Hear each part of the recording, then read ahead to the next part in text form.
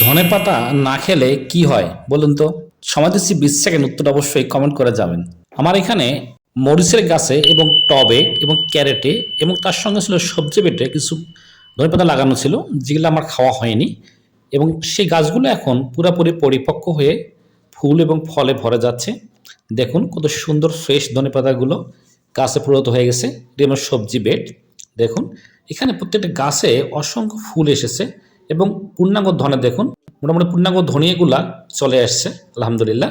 এলে এখন ধনেগুলাকে আবার নতুন করে আমি চারা এবং খাওয়ার জন্য তৈরি করব ইনশাআল্লাহ। সত্যি কথা বলতে কি, এরকম অনুভূতি অনেক সুন্দর লাগে যখন নিজের উৎপাদিত কোনো পণ্য নিজে খাবেন, নিজে উপভোগ করবেন।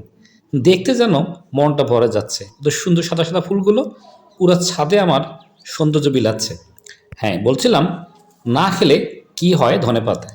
ধনেপাতা না খেলে আবার ধনেপাতার গাছ হয়, সেখান থেকে নতুন ধনিয়া হবে এবং নতুন করে আবার ধনেপাতা হবে। ধন্যবাদ সবাইকে। আল্লাহ হাফেজ। পাশে থাকবেন। ভালো লাগলে অবশ্যই শেয়ার করবেন।